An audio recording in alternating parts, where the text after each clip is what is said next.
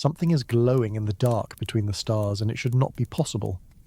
Right now, as you listen to this, an object older than our Sun is racing through our solar system at 130,000 miles per hour, wrapped in an X-ray halo that extends for 400,000 kilometers, carrying chemicals that form the building blocks of life in concentrations 4 times higher than any comet we have ever measured, and in 8 days it will reach its closest point to Earth.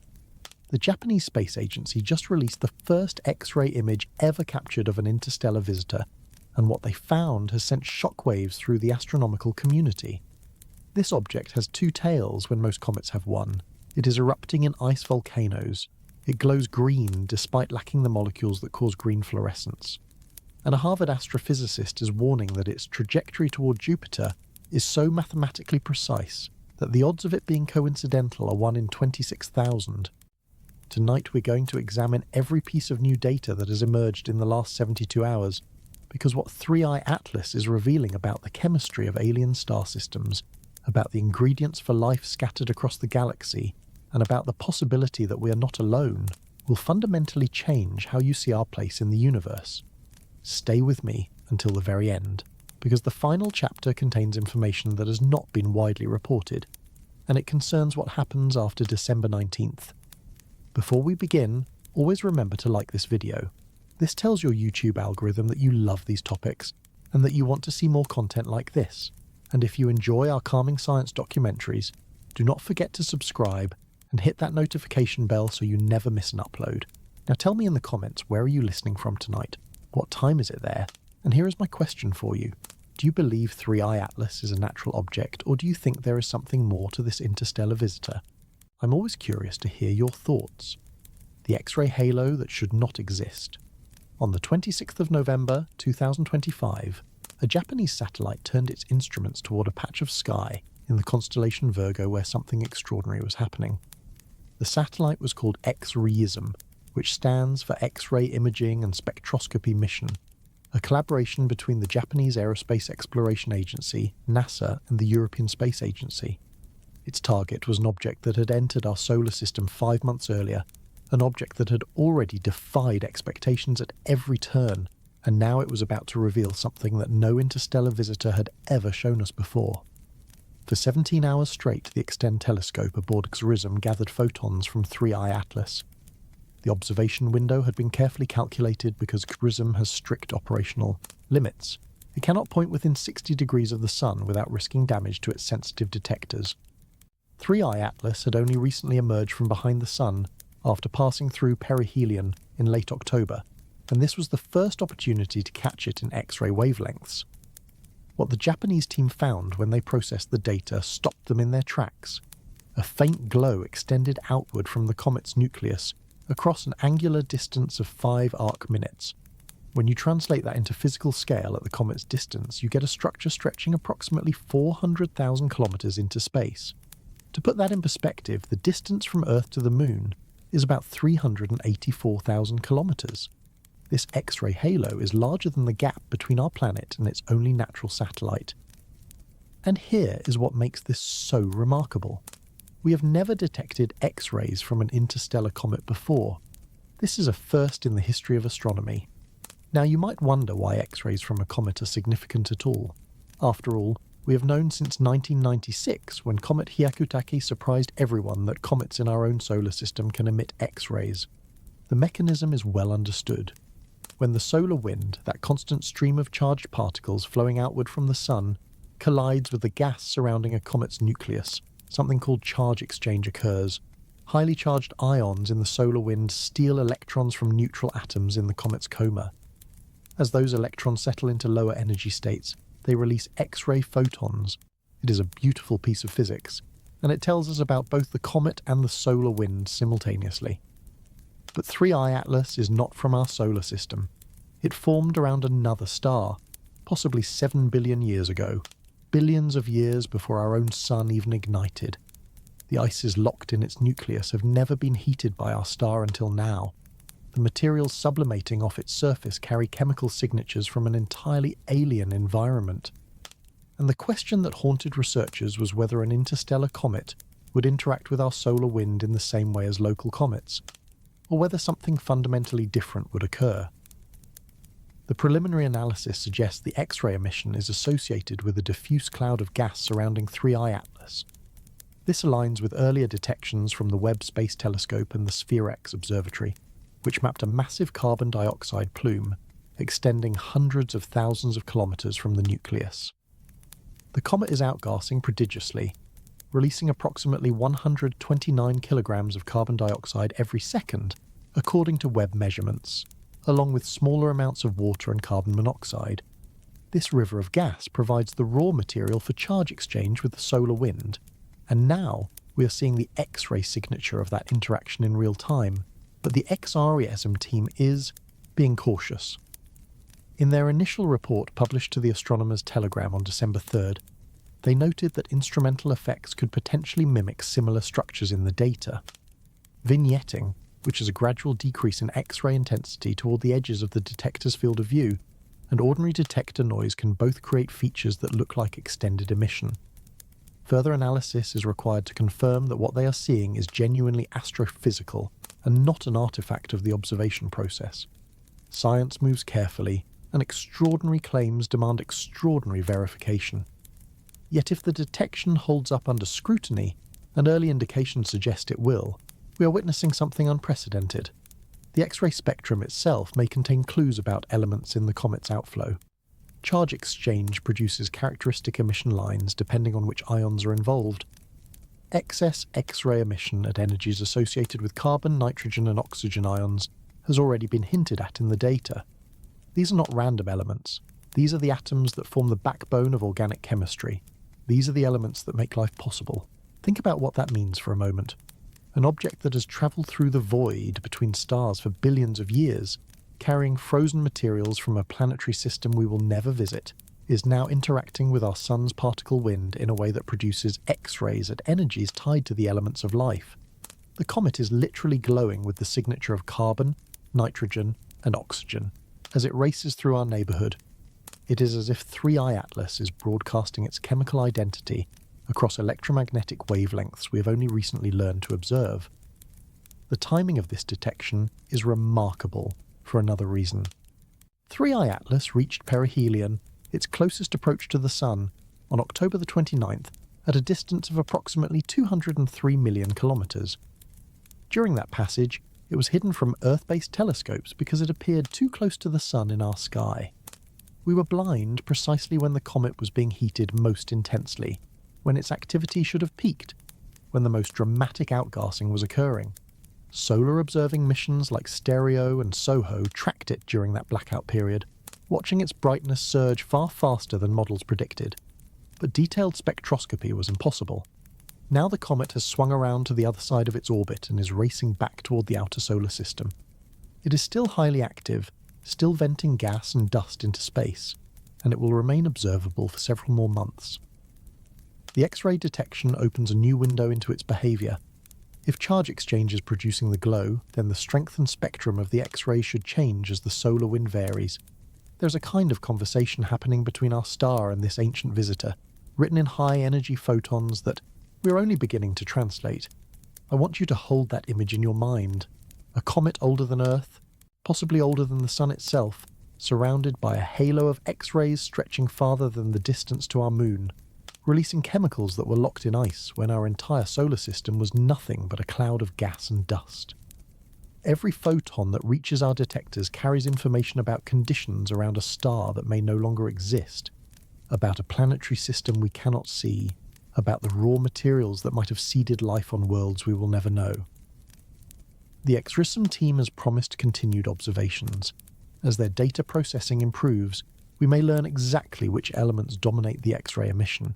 We may be able to compare the chemistry revealed by X-rays to the chemistry measured by infrared and radio telescopes. And we may discover that 3I Atlas is telling us something about the universality of life's building blocks that transforms our understanding of biology's place in the cosmos. There is something else worth considering here, something that connects to a broader pattern we have observed with 3I Atlas since its discovery. Every time astronomers have predicted how this object should behave based on our experience with solar system comets, it has surprised us. When Webb first looked at its composition in August, The carbon dioxide to water ratio turned out to be nearly 8-1, among the highest ever measured in any comet. When ground-based telescopes tracked its brightness approaching perihelion, it surged faster than standard models predicted. When observers expected its tail to point away from the sun like every other comet, it developed a sunward anti-tail structure that defied easy explanation. And now we have X-ray emission extending 400,000 kilometers into space, the first such detection from any interstellar object, revealing that whatever process is driving this comet's activity is powerful enough to create a high-energy glow visible across the electromagnetic spectrum. The pattern is consistent. 3I Atlas refuses to fit neatly into our existing categories. It demands new explanations at every turn. Some scientists see this as evidence that interstellar comets are simply more diverse than we expected. The galaxy is vast, and the conditions around other stars could produce icy bodies with wildly different compositions than what we find in our own solar system. If 3I Atlas spent billions of years bathing in cosmic radiation as it drifted between stars, that bombardment could have transformed its surface chemistry in ways we are only beginning to understand. A recent study suggests the comet may have developed a thick irradiated crust over its 7-billion-year journey, a crust whose properties no longer resemble the original materials deposited when the comet first formed. Others wonder if we are seeing something more unusual. The coincidences have accumulated, to a point where even mainstream astronomers are acknowledging that 3I Atlas presents mysteries worth taking seriously. Not necessarily evidence of anything artificial, but certainly evidence that our understanding of cometry behavior is incomplete. The X-ray halo is the latest data point in a growing file of anomalies, and science advances precisely by wrestling with observations that do not fit established theory. The Carissime observations will continue through the coming weeks. Additional data from their high-resolution X-ray spectrometer called Resolve may provide even more detailed chemical information if the emission is bright enough. Meanwhile, other telescopes are gathering their own measurements, building a comprehensive portrait of this visitor, before it fades into the outer solar system and eventually vanishes back into interstellar darkness. But the X-ray halo is only one piece of a much larger puzzle. Because while Japanese astronomers were processing their data from late November, another spacecraft had already captured images that revealed something even stranger about 3I Atlas, something that conventional comet science struggles to explain. When the European Space Agency's JUICE mission pointed its navigation camera at this interstellar wanderer, it found not one tail streaming behind the nucleus, but two distinct structures extending in different directions, and one of them appeared to be made of something entirely unexpected. 8 days until contact. As I record these words, the calendar shows December 11th, 2025.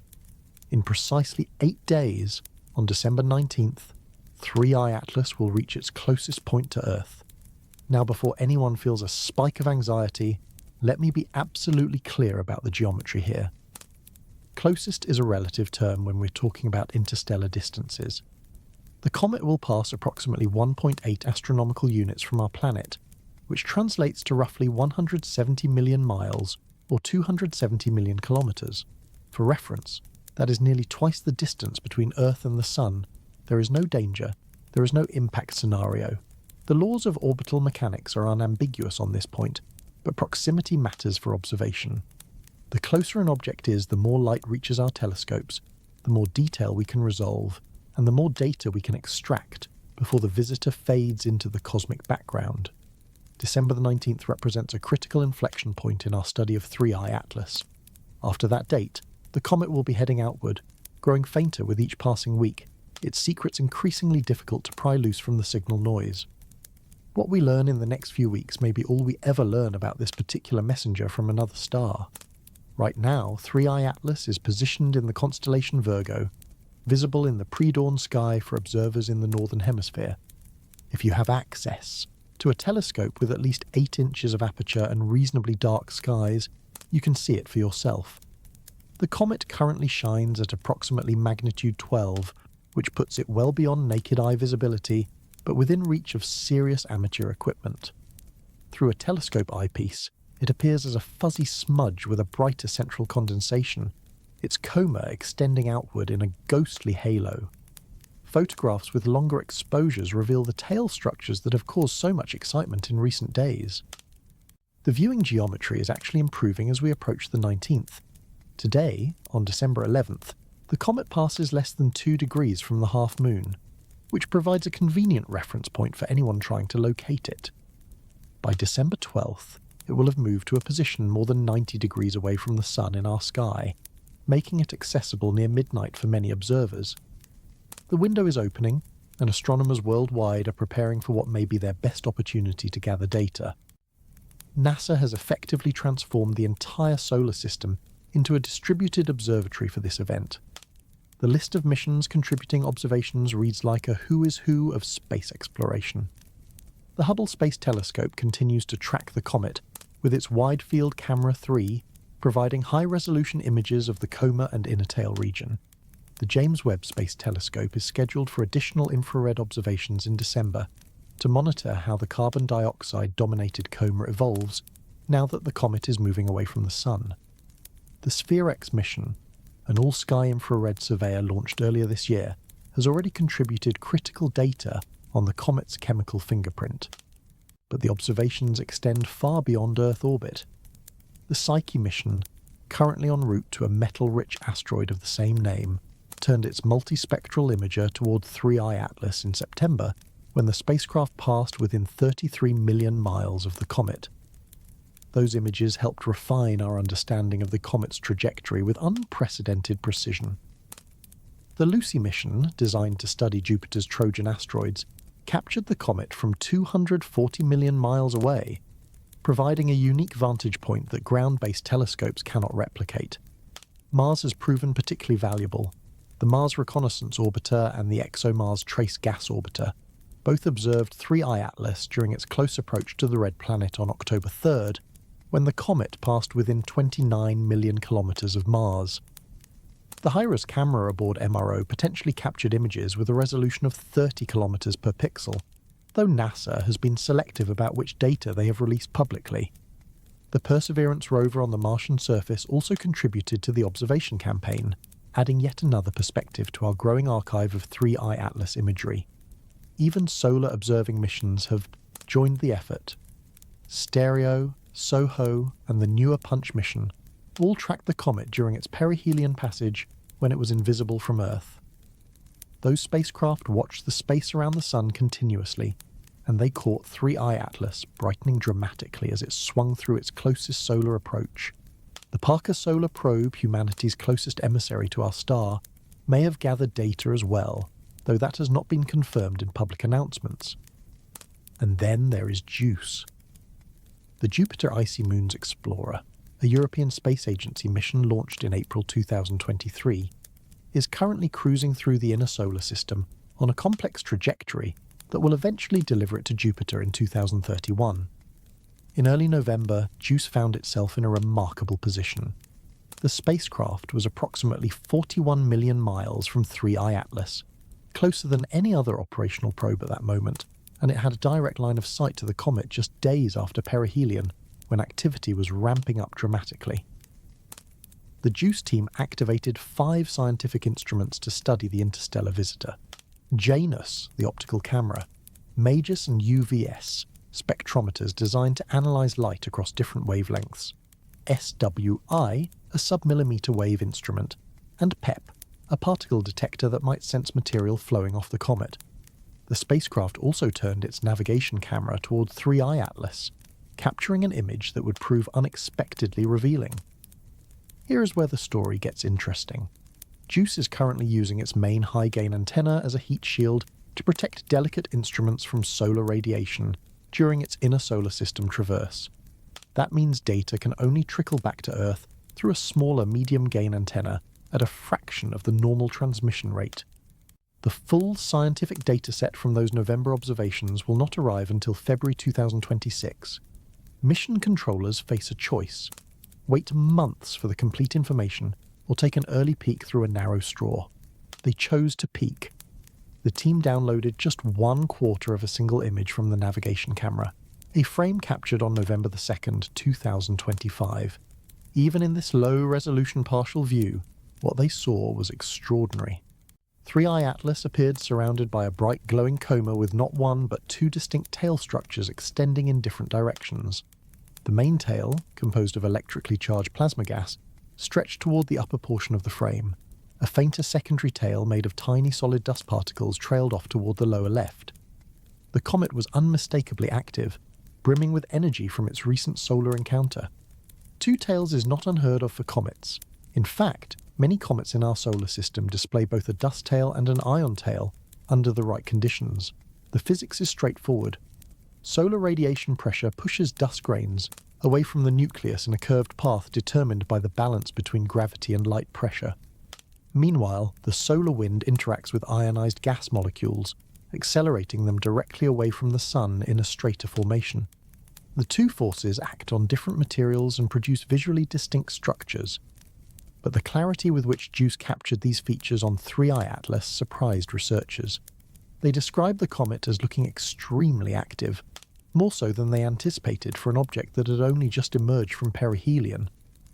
The coma blazed bright in the navigation camera image. The plasma tail showed clear definition. Even the fainter dust tail was visible in what amounts to a snapshot from a camera designed for spacecraft navigation, not cutting-edge comet science. What makes this significant is that 3I Atlas has been sending mixed signals about its tail throughout its journey. In some earlier observations, the comet appeared to have lost its tail entirely after rounding the Sun. Conspiracy-minded observers seized on this, suggesting something unusual was happening. The reality turned out to be more mundane but equally fascinating. The apparent disappearance was a perspective illusion. The tail had not vanished. It was simply pointing almost directly away from Earth, hidden behind the bright coma like looking at a flashlight beam head-on. As the geometry shifted, the tail structure revealed itself again. The JUICE image confirms that 3I Atlas is behaving like a vigorous active comet, exactly what you would expect from an icy body that just experienced its first intense solar heating in billions of years. The cryovolcanic eruptions that other researchers have documented, the ice volcanoes blasting material off the surface, are feeding both the gaseous coma and the solid dust population that forms the secondary tail. Everything we see is consistent with a natural object undergoing dramatic thermal stress. And yet, questions remain. The exact composition of those tails, the ratio of dust to gas, the size distribution of particles, the precise chemistry of the ionized material, all of these details await the full JUICE dataset in February. When those observations arrive, they will represent the closest detailed view of an interstellar comet ever obtained by a spacecraft. JUICE was not designed with interstellar visitors in mind. Its instruments were built to study Jupiter's icy moons, Ganymede, Callisto, and Europa. The fact that it happened to be in position to observe 3I Atlas during one of the comet's most active phases is pure serendipity, a gift of orbital mechanics that astronomers are scrambling to exploit. The countdown continues. 8 days until closest approach, roughly 10 weeks until the JUICE data arrives. And somewhere out there in the darkness between worlds, 3I Atlas races onward at 130,000 miles per hour, carrying its frozen cargo of chemicals and mysteries toward a brief encounter with our planet before vanishing into the interstellar void forever. Every observation matters, every photon counts. The clock is ticking, and the scientific community knows that what we fail to measure now will be lost for all of human history. But measurements have already revealed something that transforms our understanding of what this comet is carrying. Because the chemistry of 3I Atlas is unlike anything we have encountered before. The concentrations of certain molecules directly tied to the origins of life, have shattered records that stood for decades. And what NASA announced this week about methanol and hydrogen cyanide could rewrite the textbooks on how life's building blocks are distributed across the galaxy. Life's recipe. Written in alien ice high in the Chilean Andes, at an altitude of 5,000 meters where the air is thin and the sky is impossibly dark, 66 radio antennas work together as a single instrument. This is ALMA, the Atacama Large Millimeter Submillimeter Array, one of the most powerful telescopes ever built for studying the cold universe. While optical telescopes see light from stars and galaxies, ALMA detects radio waves emitted by molecules in space, the chemical fingerprints of matter scattered across cosmic distances. and in late 2025, ALMA turned its attention to 3I Atlas, with results that are now sending ripples through the astrobiology community.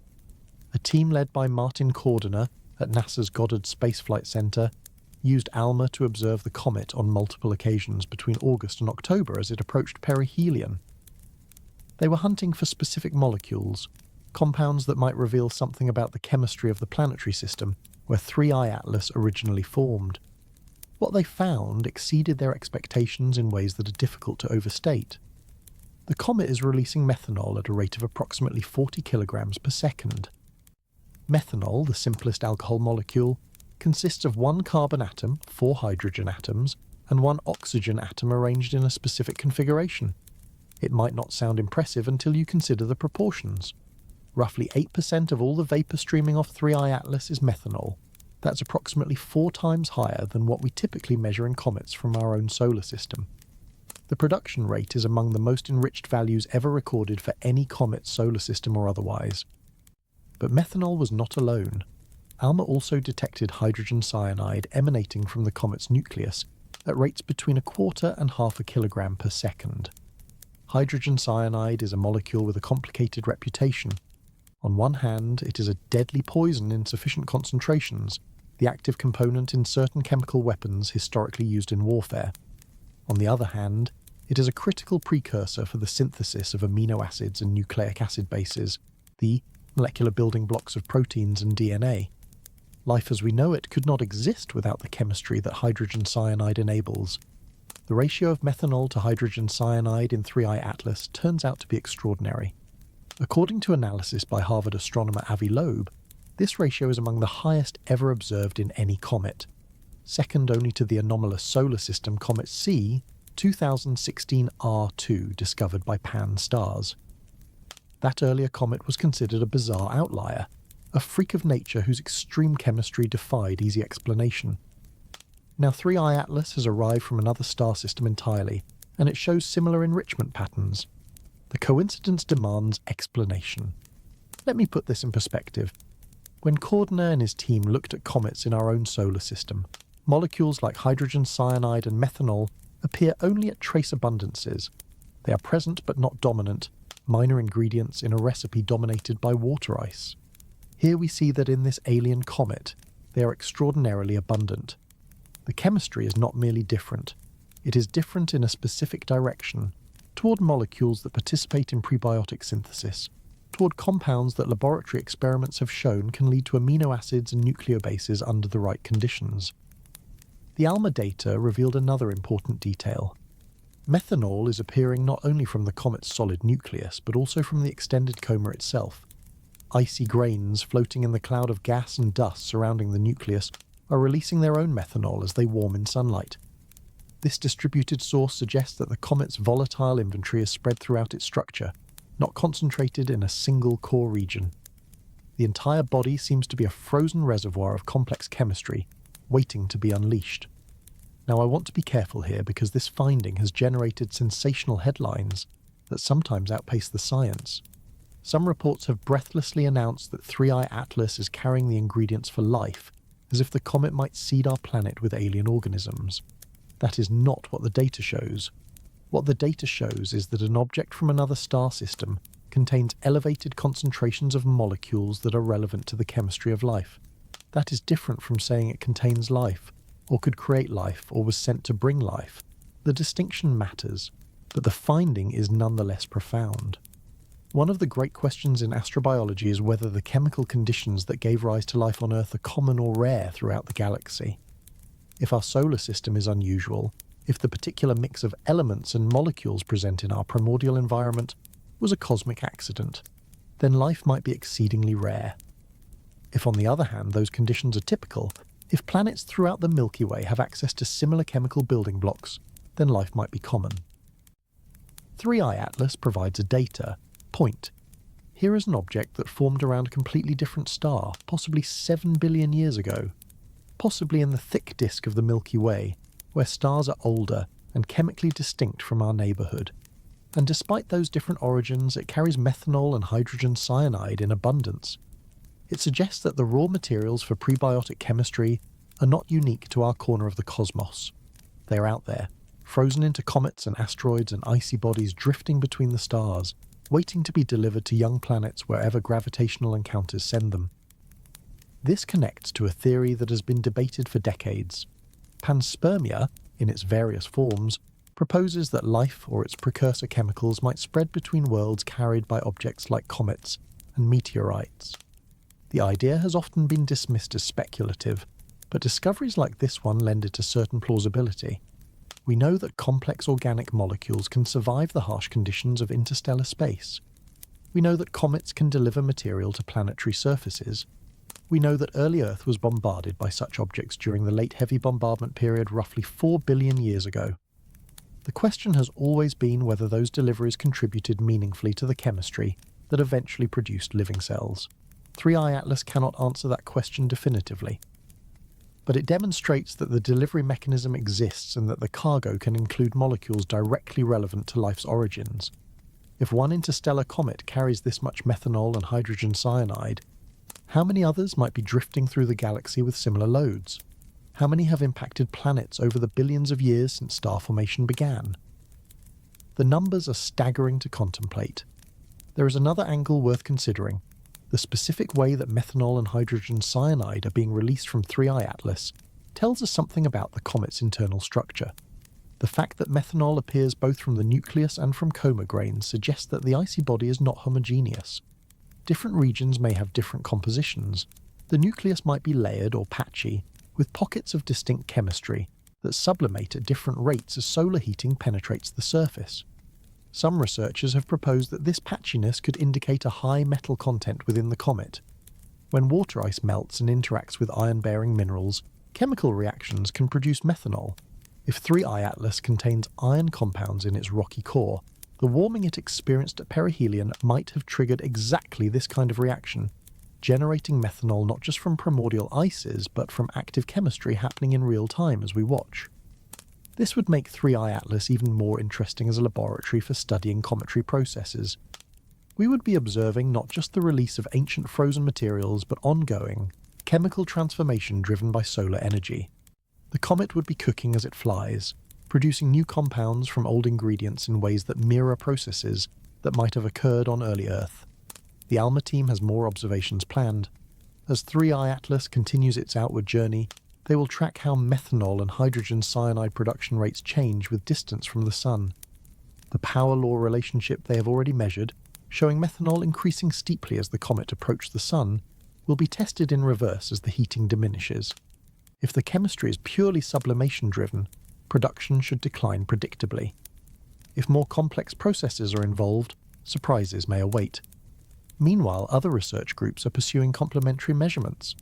The Webb telescope's infrared instruments can detect different molecular species than ALMA's radio receivers.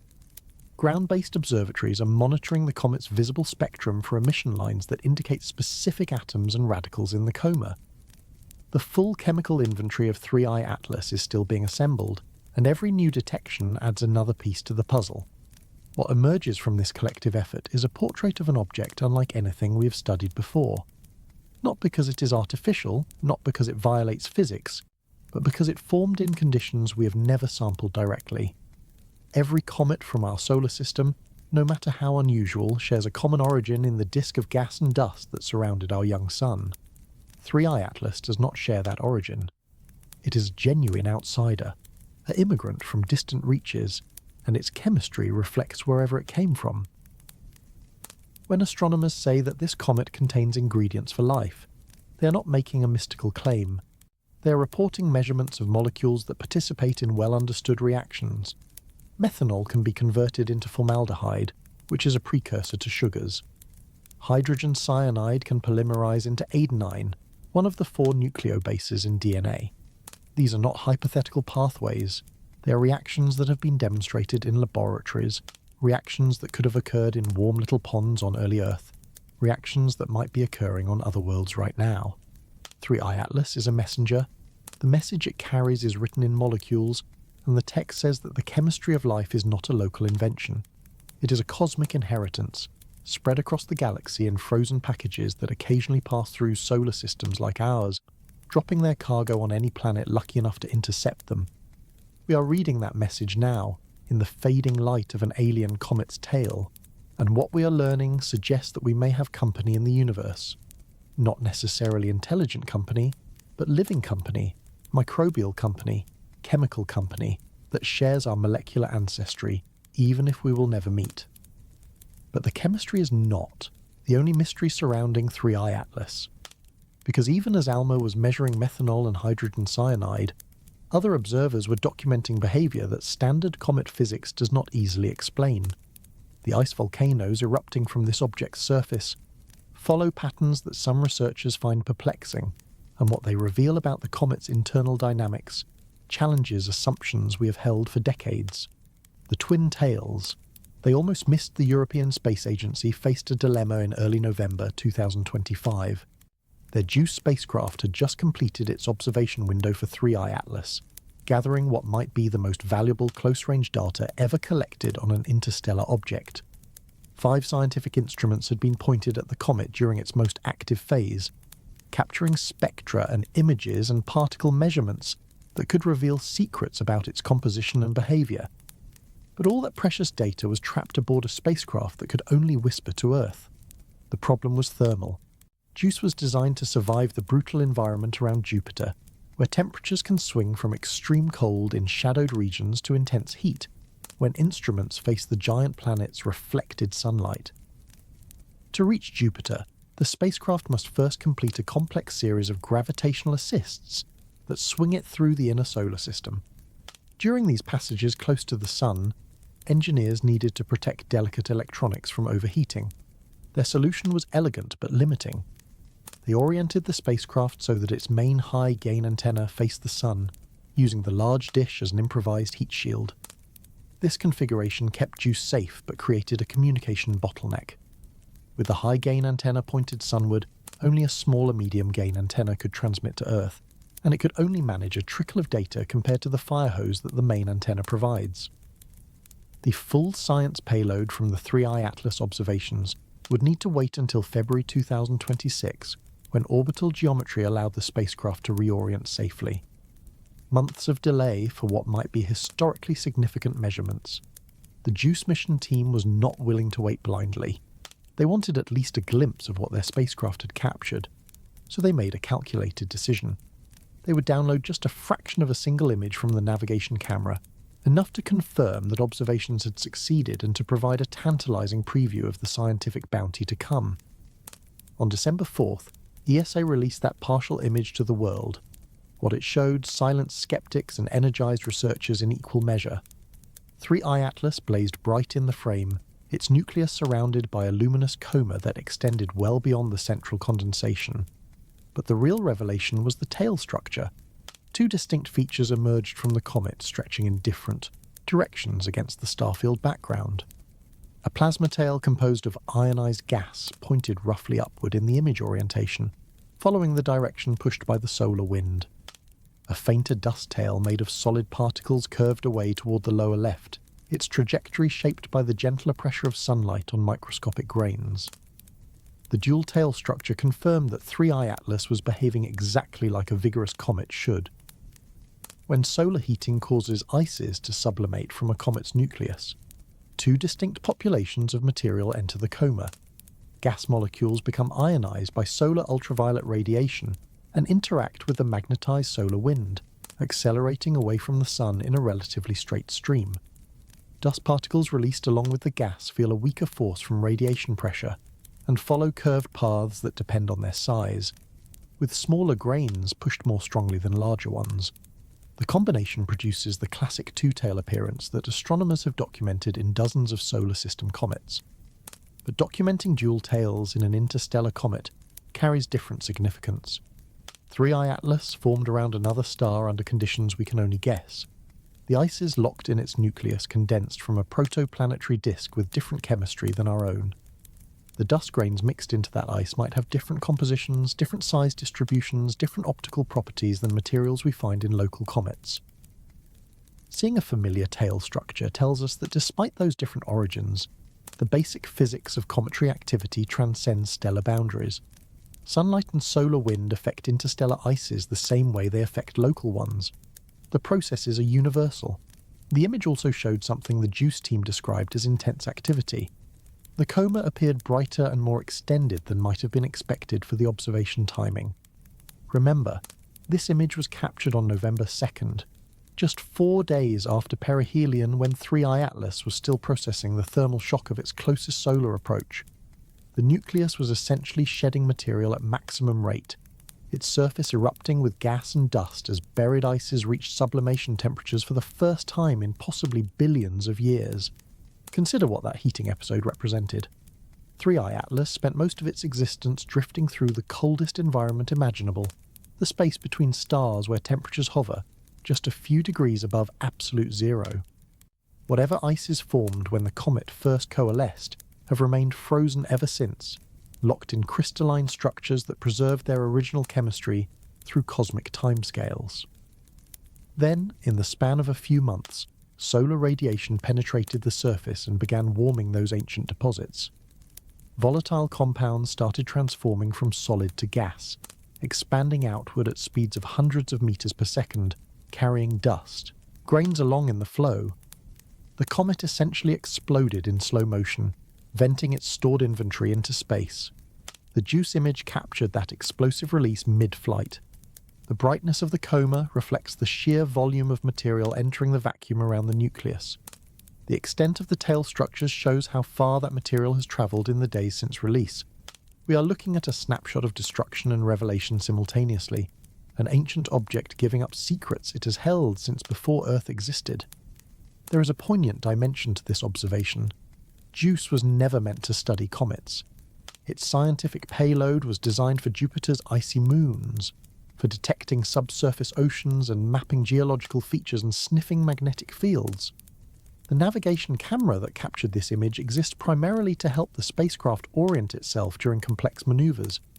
Yet here was JUICE, still years from its destination, using improvised capabilities to document something no spacecraft has ever seen so clearly. An interstellar comet in full activity just days after perihelion. The serendipity is remarkable. If 3I Atlas had arrived a few years earlier or later, JUICE would not have been in position.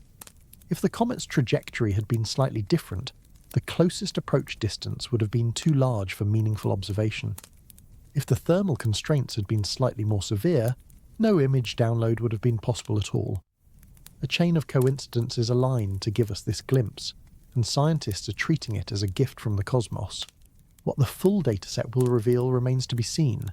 When February arrives and the complete observations finally reach Earth, researchers will have spectra from MAGIS and UVS that could identify specific molecules in the coma with far greater precision than the navigation camera allows. The SWI submillimeter instrument may have detected water vapour and other volatiles. The PET particle detector might have sensed material from the comet's extended environment passing by the spacecraft. Each instrument contributes a different puzzle piece, and the assembled picture could transform our understanding of interstellar visitors. But even the partial image has advanced the science. It proved that 3I Atlas remained active through perihelion, dismissing fears that the solar heating might have fragmented or exhausted the nucleus. It confirmed the presence of both gas and dust outflow, essential for understanding the comet's composition. It demonstrated that an interstellar object can display the classic cometry morphology that we associate with local icy bodies, and it provided a reference point against which ground-based and other space-based observations can be calibrated. The social media response to the JUICE image was immediate and intense. Within hours of ESA's release, the picture was circulating on every platform, accompanied by commentary ranging from sober scientific analysis to wild speculation about alien origins. Some observers noted that the twin-tail structure looked nothing like a comet should, though of course it looked exactly like what comets display when conditions favour dual-tail formation. Others claimed to see unusual features in the coma that might indicate artificial structures, though image processing experts quickly showed those features were artifacts of the partial download and enhancement. The alien hypothesis refuses to die despite mounting evidence for natural origins. Every new observation of 3I Atlas gets filtered through a lens of suspicion by those who want to believe we are being visited. The dual tails become evidence of directional propulsion. The bright coma becomes an energy shield. The activity levels become deliberate signalling. It would be amusing if it were not distracting from the genuine wonder of what we are witnessing, because what we are witnessing is wonder enough. An object from another star carrying chemistry from an alien protoplanetary disk is racing through our solar system close enough that a spacecraft designed for Jupiter could photograph it with a navigation camera. The image shows tail structures that demonstrate universal physics operating across stellar boundaries. The brightness shows activity levels that suggest abundant volatiles surviving billions of years of cold storage. We do not need aliens to make this extraordinary. It is extraordinary on its own merits. The JUICE team deserves credit for their quick thinking and scientific opportunism. When 3I Atlas was discovered in July, mission planners rapidly assessed whether observation would be possible, given the spacecraft's trajectory and orientation constraints. They determined that a window existed in early November, and they seized it despite the data transmission limitations they knew they would face. The partial image was their proof of concept, their advertisement for the riches stored aboard until February allows full retrieval. Meanwhile, other spacecraft continue their own campaigns. Hubble has captured multiple images since 3I Atlas emerged from behind the Sun, tracking changes in coma morphology and tail extent. Webb is preparing follow-up infrared observations to monitor the evolution of carbon dioxide and other volatiles as the comet recedes from the Sun. Ground-based telescopes around the world are gathering photometric and spectroscopic data every clear night. The coming weeks represent a coordinated global effort to extract maximum scientific value before distance claims our visitor. And as mentioned earlier, the data from those observations keeps revealing surprises. Because the twin tails that JUICE photographed are fed by processes occurring on the comet's surface, processes that researchers are now calling cryovolcanism, and the pattern of those eruptions suggests that 3I Atlas is not simply heating uniformly. Something more interesting is happening beneath the surface, and it is leaving visible traces in the spiral jets that extend toward the Sun. Ice volcanoes erupting from another star. In the early December, a team of European researchers published observations that added yet another layer of complexity to our understanding of 3I Atlas. Josep Trigo Rodriguez, from the Institute of Space Sciences in Barcelona, and his collaborators had been monitoring the comet from the Montseny Observatory, tracking changes in its appearance over weeks of careful observation. What they documented was not merely outgassing in the general sense, but something more structured, more dramatic, more reminiscent of volcanic activity than passive sublimation. They observed spiral jet features extending from the nucleus of 3I Atlas, rotating patterns of enhanced brightness that indicated material being ejected from specific locations on the comet's surface. These were not diffuse plumes spreading uniformly in all directions. These were collimated streams emerging from discrete source regions, maintaining coherence over distances of hundreds of thousands of kilometers before gradually dispersing into the broader coma. The researchers interpreted these features as evidence of cryovolcanism, ice volcanoes erupting on the surface of an interstellar object. The term cryovolcanism might sound exotic, but the phenomenon is well documented in our solar system. On Saturn's moon Enceladus, geysers of water ice spray hundreds of kilometers into space from fractures near the South Pole. On Neptune's moon Triton, nitrogen ice erupts in plumes that have been photographed by passing spacecraft. Even on Pluto, there is evidence of past cryovolcanic activity in the form of strange mountainous structures that defy easy explanation. Cold bodies with volatile ices can experience eruptions just as rocky bodies with molten rock experience traditional volcanism. The physics is similar even if the materials differ. What drives cryovolcanism on a comet? The basic mechanism involves subsurface heating. As solar radiation warms the outer layers of a comet's nucleus, heat conducts inward toward deeper ices that have remained frozen. When those buried volatiles reach their sublimation temperature, they transform directly from solid to gas, building pressure beneath the surface.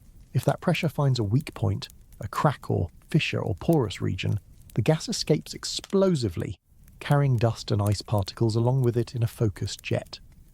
The rotation of the comet's nucleus adds another dimension. As the body spins, different surface regions cycle through periods of illumination and shadow. A cryovolcanic vent on the day side might erupt vigorously as the sun heats it, then quiet down as rotation carries it into darkness. Hours later, As that region swings back into sunlight, eruption resumes. The result is a periodic pattern of activity tied to the rotation period of the nucleus. Observations of 3 I-Atlas suggest exactly this kind of behaviour. The spiral jet structures documented by the Spanish team appear to trace out arcs consistent with material being ejected from a rotating source. As the nucleus spins, the jets sweep through space like water from a garden hose wielded by a twirling child. The spiral pattern frozen into photographs is a record of that rotational motion captured over the exposure time of the image. This means we can potentially measure the rotation period of 3I Atlas from its jet patterns. If the spirals complete a certain fraction of a turn over a known time interval, the full rotation rate follows from simple geometry. Early estimates suggest the nucleus may rotate with a period of several hours, though the analysis is complicated by the three-dimensional structure of the jets and uncertainties in viewing angle. More observations over the coming weeks should refine these estimates. The location of the eruption sources is equally informative. Cryovolcanic vents do not appear randomly on a comet's surface. They develop where subsurface ice deposits exist and where pathways allow released gas to escape.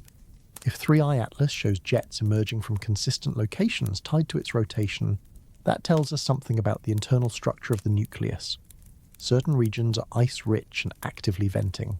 Other regions may be depleted or blocked by less volatile materials.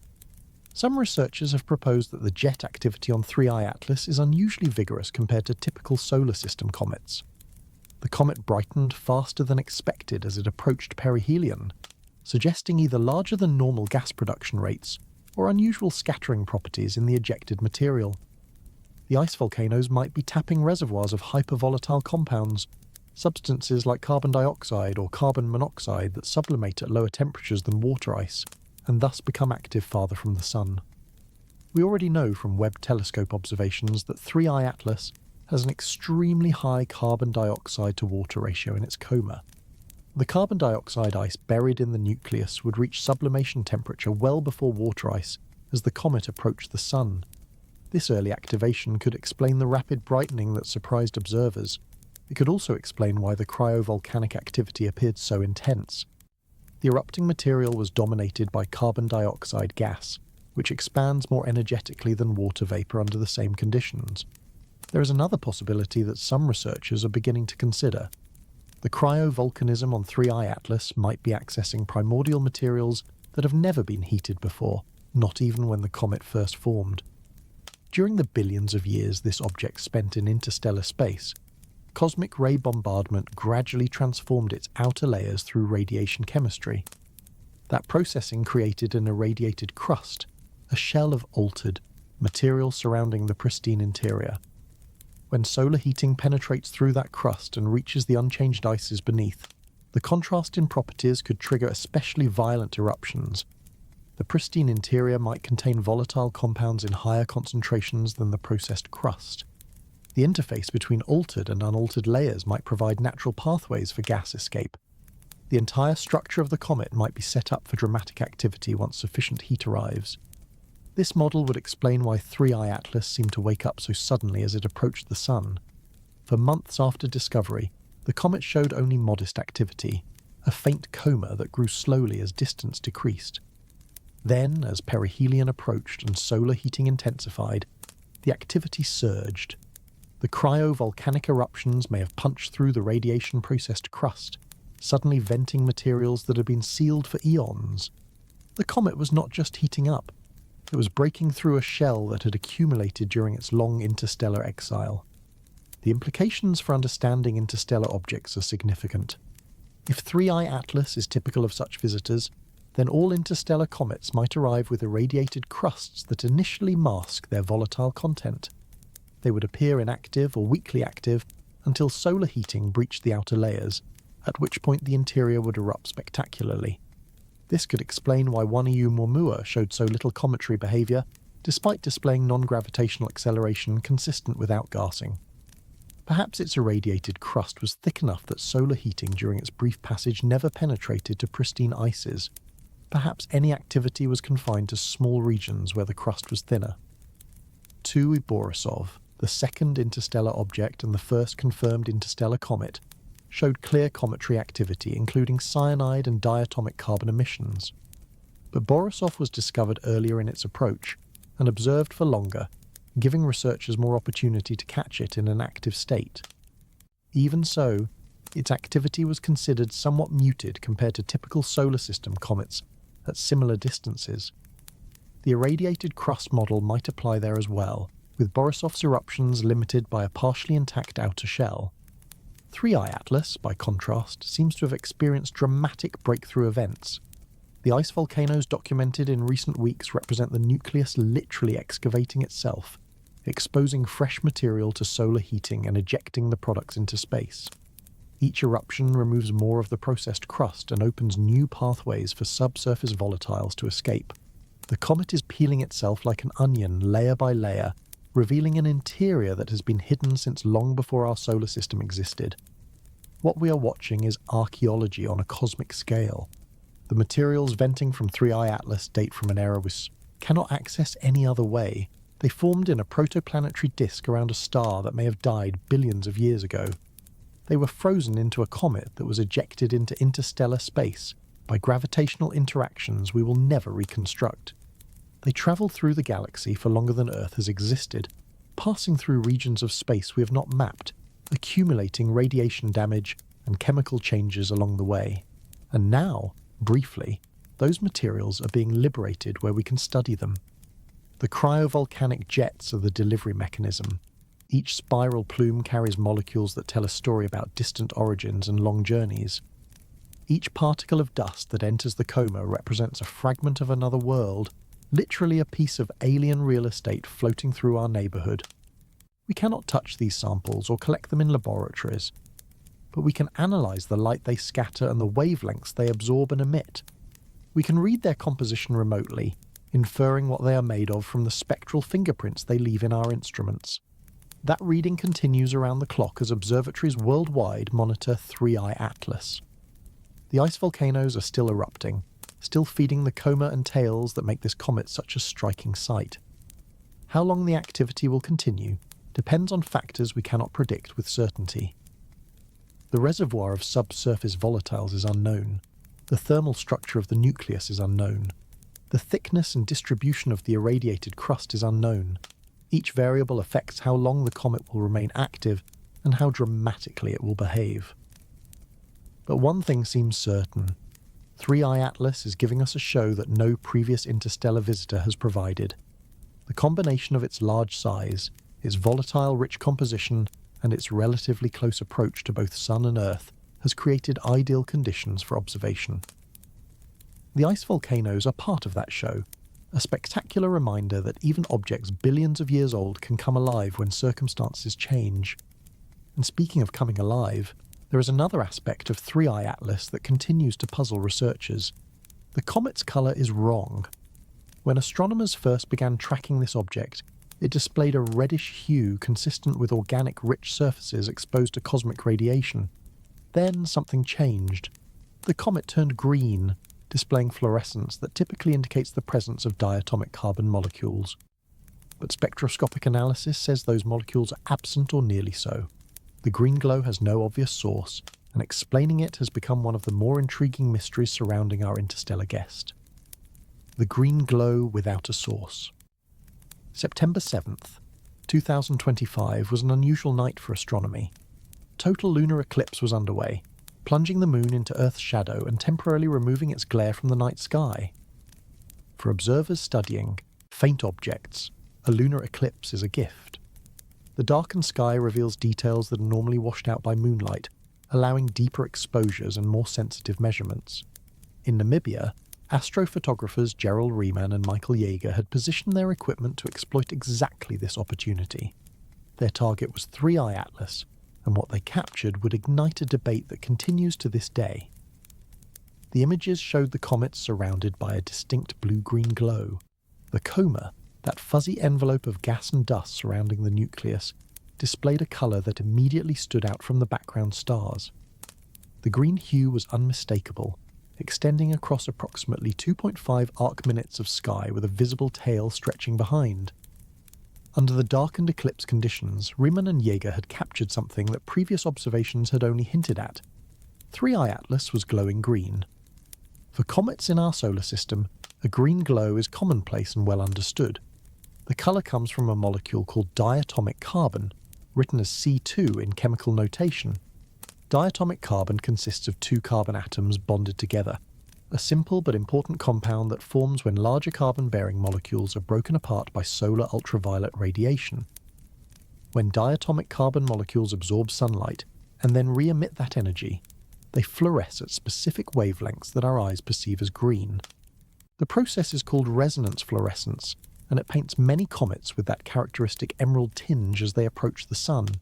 So observing green fluorescence from 3I Atlas should have been unremarkable. Another comet, another green glow, another confirmation of basic cometry physics. But there was a problem. Spectroscopic observations of 3I Atlas had failed to detect significant amounts of diatomic carbon. A team led by Luis Salazar Manzano at the University of Michigan had analysed the comet's spectrum and found it to be severely depleted in carbon chain molecules. 3I Atlas showed some of the lowest C2 and C3 abundances ever measured in any comet. It was, in their terminology, among the most carbon chain depleted comets known. This created a paradox. The comet was glowing green, but the molecule that should cause green fluorescence was absent or nearly so. Something else had to be responsible for the colour, but what? The spectroscopic evidence pointed one direction while the photographic evidence pointed another. Either the spectroscopy was missing something, or the green glow had a different origin than anyone expected. Let me walk through the scientific puzzle here, because it illustrates how discovery works at the frontier of knowledge. When we observe a comet's spectrum, we are seeing light at specific wavelengths that correspond to specific molecular transitions. Each type of molecule has a unique spectral fingerprint, a pattern of emission and absorption lines that identifies it, as surely as a barcode identifies a product. If diatomic carbon were present in the coma in significant quantities, we should see its characteristic spectral features. The fact that those features are weak or absent tells us the molecule is not there in abundance. Yet the green colour is real. The photographs are not lying. The coma genuinely appears green to cameras sensitive to visible light wavelengths. How can this be? Several possibilities have been proposed. The first is that diatomic carbon is present but in unusual conditions that make it difficult to detect spectroscopically, while still allowing it to fluoresce visibly. Perhaps the molecules are concentrated in a thin shell or specific region of the coma where their spectral signal is diluted by other materials. Perhaps the viewing geometry or solar illumination angle affects how strongly the emission lines appear in our spectra. This explanation preserves the standard model of cometry green fluorescence while invoking observational complications. The second possibility is more intriguing. Perhaps a different molecule is responsible for the green glow. While diatomic carbon is the usual suspect, other compounds can also fluoresce at similar wavelengths under the right conditions. Researchers are exploring whether any of the molecules known to be present in 3I Atlas, including carbon dioxide, cyanogen, and various organic compounds, might produce green emission through mechanisms not typically seen in solar system comets. The alien chemistry of this interstellar visitor might include fluorescence pathways that our local comets do not exhibit. The third possibility is the most challenging. Perhaps the green colour is not fluorescence at all, but scattered light from dust particles with unusual optical properties.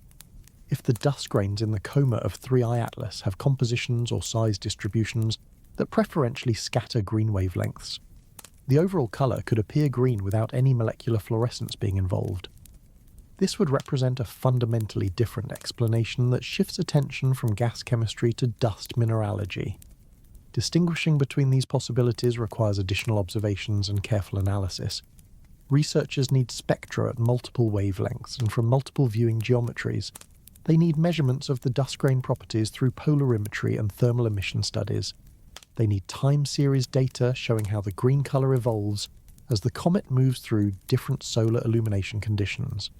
The mystery cannot be solved with a single observation. It requires the kind of comprehensive campaign that astronomers are currently conducting. Adding to the complexity, 3I Atlas has changed colour multiple times during its passage through the inner solar system. When first observed after discovery in July, The comet displayed a reddish hue, typical of objects whose surfaces have been processed by cosmic radiation. That red colour comes from complex organic molecules created when energetic particles bombard simple ices over billions of years.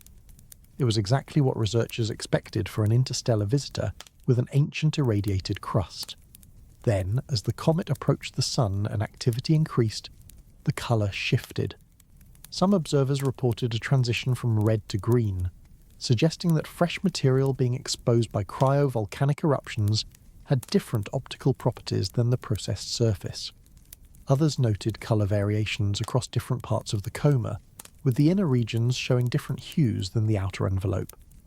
The comet seemed to be displaying multiple colours simultaneously, like a celestial mood ring responding to solar heating.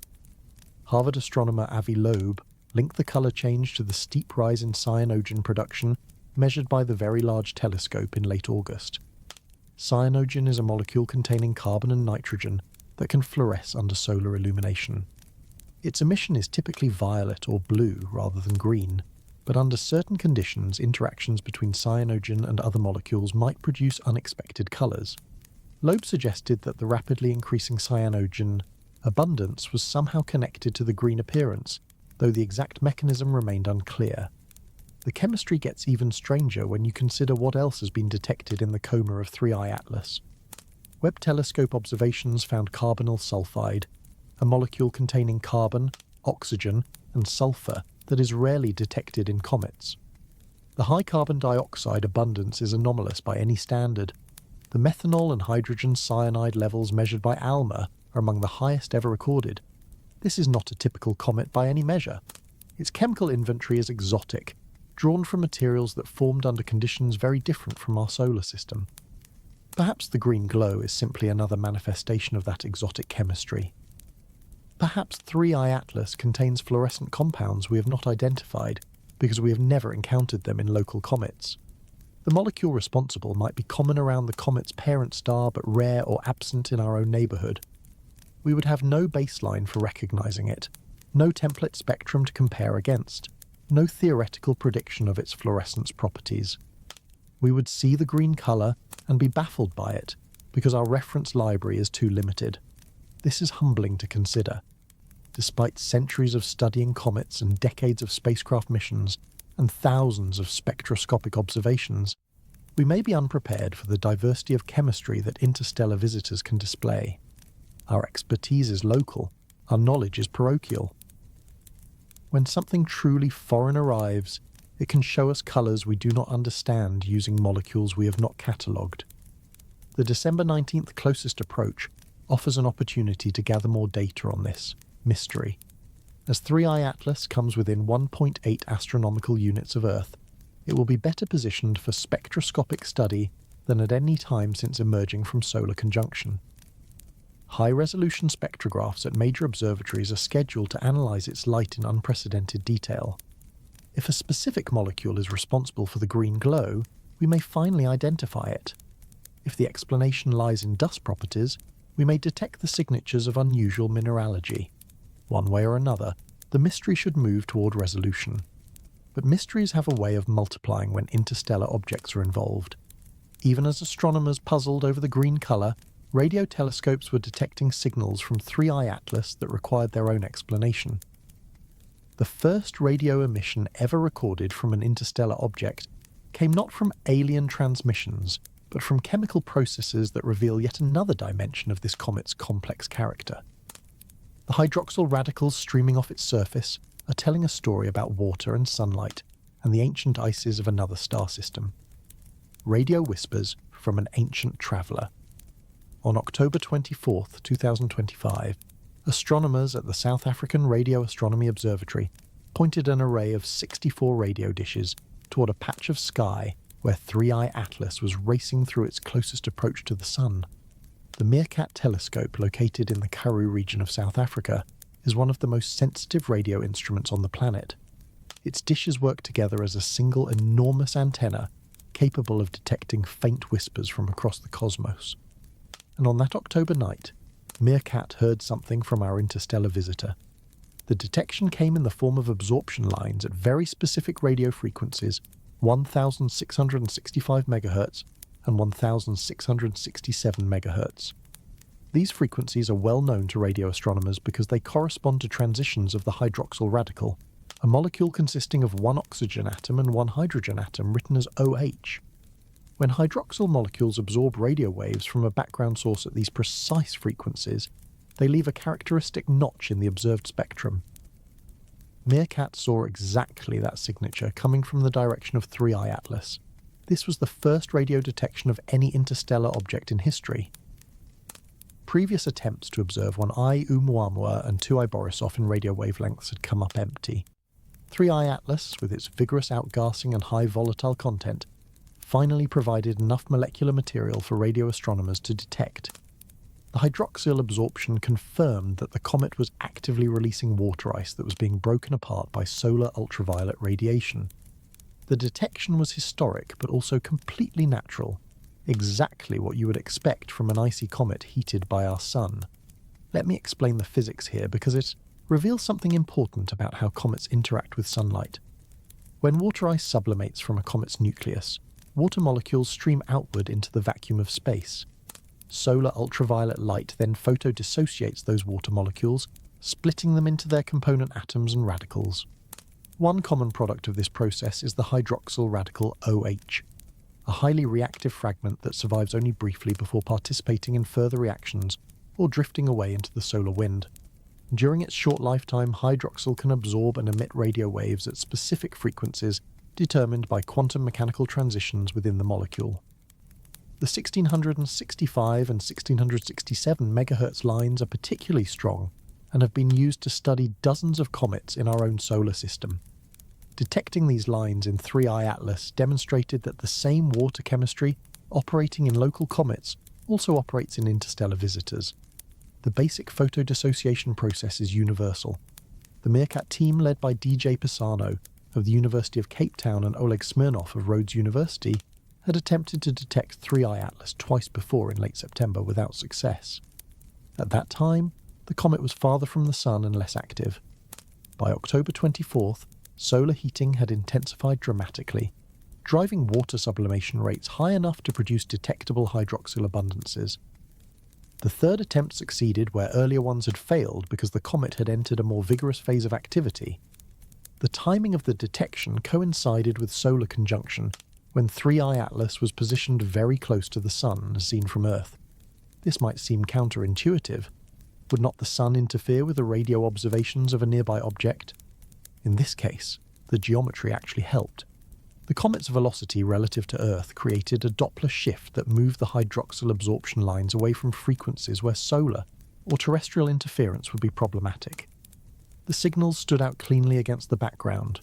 For those tracking the alien hypothesis that has surrounded 3I Atlas since discovery, the radio detection might have seemed like a smoking gun moment. Radio signals from space have long been associated with the search for extraterrestrial intelligence. When the famous WOW signal was detected in 1977, it came as a strong narrowband radio burst that some speculated could be artificial. 3I Atlas, intriguingly, arrived from a direction that coincided within 9 degrees of the WOW signal's apparent origin. Could the Meerkat detection be evidence of something intelligent? The answer is definitively no. The hydroxyl absorption signature is unmistakably natural. The frequencies involved correspond exactly to known molecular transitions. The line widths match theoretical predictions for thermal broadening at the temperatures expected near the comet. The signal appeared precisely when and how it should if 3I Atlas were an icy body releasing water vapor under solar heating. There is nothing artificial about it. In fact, the detection removes one of the objections that skeptics had raised about the comet. Some had noted that 3I Atlas showed relatively little water emission compared to carbon dioxide, suggesting perhaps that it was not a typical icy body. The hydroxyl detection proves that water is indeed present and being actively released. The comet is genuinely icy, genuinely cometry, genuinely natural. The radio signature is the signature of ancient water ice from another star system finally sublimating in the warmth of our Sun. But the detection also revealed something surprising about the water loss rate. Even at a distance of 1.38 astronomical units from the Sun, where the comet's surface temperature would be lower than Earth's by roughly 15%, 3I Atlas was shedding water molecules at a substantial rate. This is unusual behaviour. Most comets from our solar system show relatively modest water activity at that distance, with sublimation rates increasing steeply only as they come much closer to the Sun. The elevated water loss suggests that 3I Atlas may have a lower thermal inertia than typical comets, meaning heat penetrates its surface more easily. Alternatively, the comet might have pockets of especially pure water ice that sublimate readily even at moderate temperatures. Or the carbon dioxide outgassing that dominates its activity might be entraining water ice particles in its flow, carrying them away from the nucleus before they would otherwise sublimate. Multiple mechanisms could explain the observation, and distinguishing between them requires additional data. Researchers are also interested in what the hydroxyl detection can tell us about the original composition of the comet. The isotopic ratios in water molecules, specifically the ratio of hydrogen to deuterium, carry information about the temperature and conditions where the ice formed. In solar system comets, deuterium to hydrogen ratios vary depending on whether the comet formed in the inner or outer regions of the protoplanetary disk. Measuring this ratio in 3I Atlas could reveal something about the environment around its parent star. Unfortunately, the meerkat detection was not sensitive enough to determine isotopic ratios. The absorption lines provided presence information, but not the detailed spectroscopic precision needed for isotopic analysis. Future observations with other radio facilities might achieve better results, especially if the comet remains active as it recedes from the Sun over the coming months. The November observations also included a search for something very different. On November 5th, Meerkat conducted a search for narrowband radio transmissions from 3I Atlas using a system designed to detect artificial signals.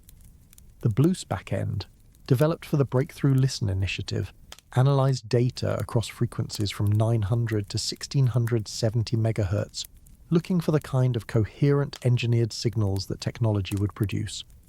The result was negative but still informative.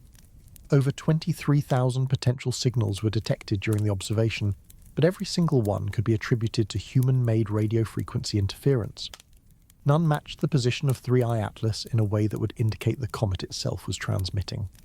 The search established an upper limit on any potential technological transmission of approximately 0.17 watts over the observed frequency range.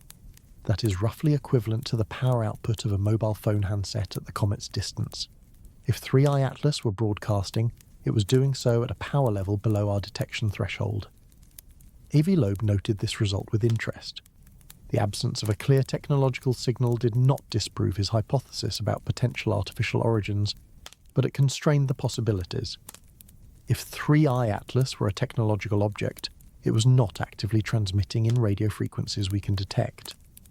Loeb suggested that the Juno spacecraft, which will be near Jupiter when 3I Atlas passes through that planet's neighbourhood in March 2026, should search for lower frequency emissions that Meerkat could not observe. The radio story of 3I Atlas thus has two threads. The natural thread, represented by hydroxyl absorption, confirms that this is an icy comet, undergoing normal photodissociation chemistry as it interacts with sunlight.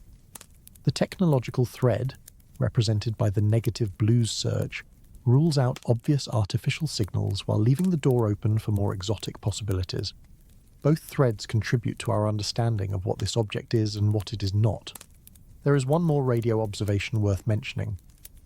In late November and early December, additional reports circulated about unusual radio characteristics associated with 3I Atlas.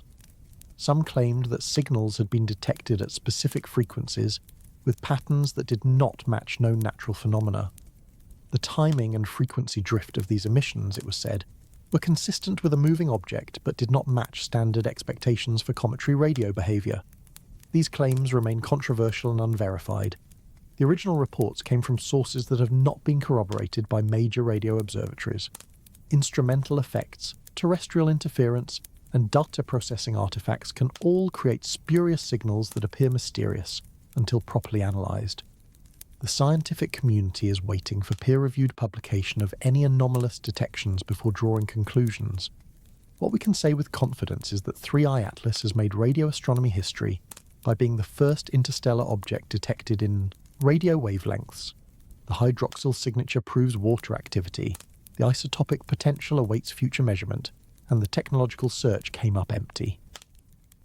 These facts ground the discussion in evidence while speculation continues to swirl around the edges, and speculation has certainly intensified as we approach the December 19th flyby. Because beyond the chemistry and the radio emissions and the visual anomalies, there is a trajectory question that refuses to go away. Harvard astrophysicist Avi Loeb has identified what he calls an extraordinary coincidence in the path 3I Atlas is taking through our solar system. Its closest approach to Jupiter in March 2026 falls almost exactly at the boundary of that giant planet's gravitational sphere of influence. The odds of that happening by chance, Loeb calculates, are roughly 1 in 26,000. Is it coincidence, or is it precision? The Jupiter coincidence. On March 16th, 2026, 3I Atlas will pass within 53.6 million kilometers of Jupiter. That number might seem arbitrary, one distance among the infinite possibilities of orbital mechanics, but it is not arbitrary at all. It is within a margin of error so small it almost defies calculation, identical to Jupiter's Hill radius, and that coincidence has made Avi Loeb very uncomfortable. Let me explain what the Hill radius means, because it is crucial to understanding why this trajectory feature has attracted attention. Every massive body in space exerts gravitational influence on its surroundings, but that influence is not unlimited. At some distance, the gravitational pull of another body, typically the Sun in our solar system, becomes dominant. The Hill radius marks the boundary where a planet's gravity is strong enough to capture and retain objects as moons or satellites. Within Jupiter's Hill radius, the giant planet is the primary gravitational influence. Beyond it, the Sun takes over. For Jupiter, the Hill radius is approximately 53.5 million kilometers. The predicted closest approach of 3I Atlas to Jupiter is 53.6 million kilometers, with an uncertainty of plus or minus 60,000 kilometers. The difference between these numbers is about 100,000 kilometers, less than 1% of the total distance. On cosmic scales, where objects routinely miss each other by millions or billions of kilometers, this is remarkably precise alignment. Loeb has framed this as follows. If you were designing a trajectory to deliver an object to Jupiter's gravitational boundary, to the exact edge of the zone where Jupiter could capture satellites, you could hardly do better than the path 3I Atlas is following. The coincidence has a likelihood of approximately 1 in 26,000 if we assume the trajectory is random. That is not impossible by any means. Unlikely events happen all the time in a universe as vast as ours. But it is unusual enough to warrant attention. The significance becomes clearer when you consider what an object might do at Jupiter's Hill sphere boundary. This is the optimal location for performing what aerospace engineers call an Oberth maneuver. Named after the space travel pioneer Hermann Oberth, this technique exploits the relationship between velocity and gravitational potential to maximize the efficiency of propulsive burns. An object passing close to a massive body can fire its engines at the point of closest approach, when its velocity is highest, and gain more change in orbit for the same amount of fuel than it would farther away. If 3I Atlas were a technological vehicle rather than a natural comet, approaching Jupiter's Hill radius would be strategically sensible. A mothership, to use Loeb's terminology, could use this position to deploy smaller probes into bound orbits around Jupiter with minimal energy expenditure. The deployed objects would remain within Jupiter's gravitational influence, potentially settling into stable positions at the planet's Lagrange points, where orbital maintenance requires almost no fuel. From there, they could observe the Jupiter system for as long as their systems remained functional. This scenario is pure speculation. There is no direct evidence that 3I Atlas is anything other than a natural comet. Every observation to date, from chemical composition to cometry activity to radio emissions, is consistent with an icy body of interstellar origin, doing exactly what icy bodies do when heated by a star. The coincidence of the Jupiter approach is striking, but coincidences happen. Drawing extraordinary conclusions from trajectory alone is not good science. And yet, Loeb has compiled a list of anomalies associated with 3I Atlas that he argues should not be dismissed. The trajectory alignment with the ecliptic plane of our solar system has a probability of about 0.2% if the object arrived from a random direction in interstellar space. The arrival from a direction coincident with the WOW signal has a probability of about 0.6%. The timing that brought the comet close to Mars, Venus and Jupiter, while being unobservable from Earth at perihelion, has a probability of about 0.005%. Each anomaly individually might be unremarkable. Combined, Loeb calculates, they represent a likelihood of less than 1 in 100 million, if 3i Atlas is a random natural object. This statistical argument is controversial among astronomers.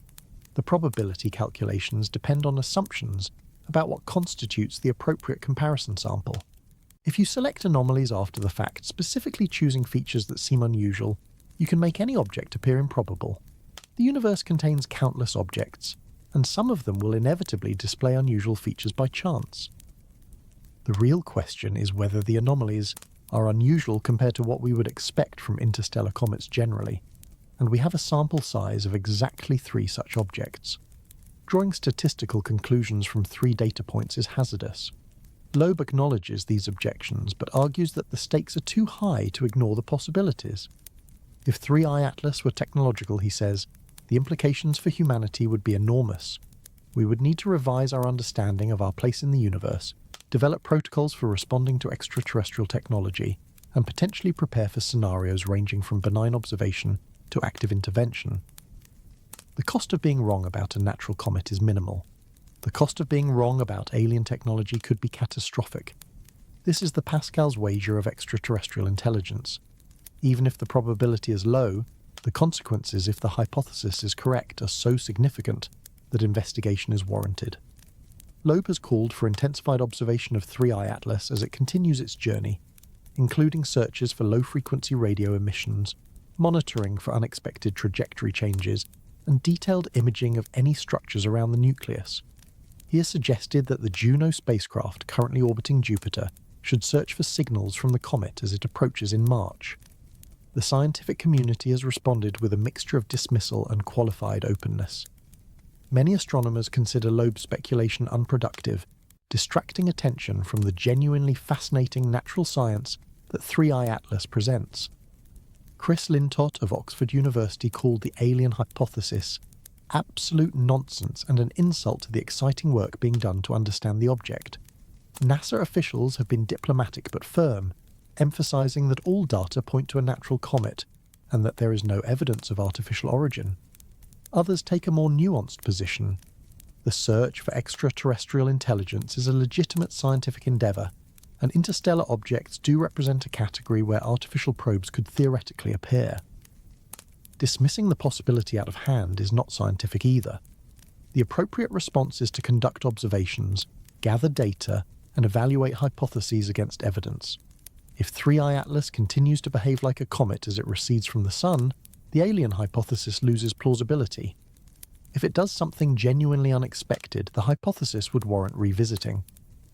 What might count as genuinely unexpected? A sudden trajectory change that cannot be explained by outgassing or gravitational perturbations would be significant. Detection of a coherent radio signal with clear artificial characteristics would be significant.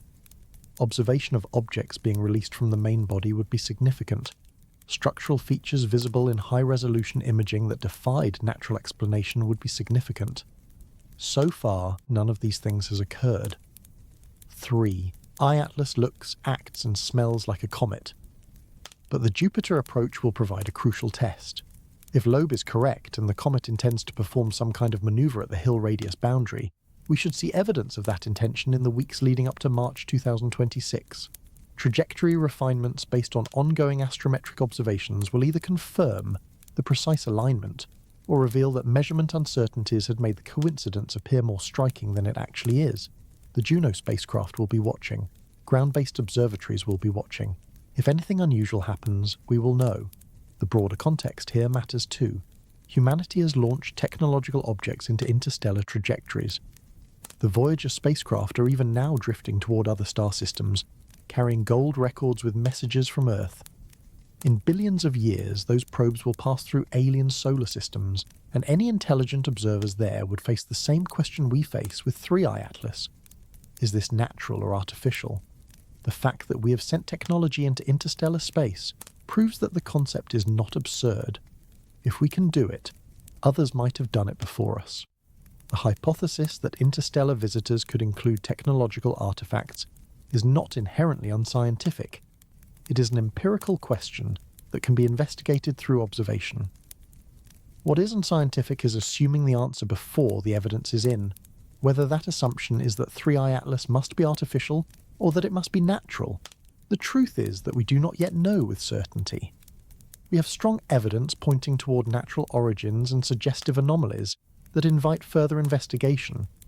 The responsible approach is to continue gathering data while remaining open to whatever that data reveals.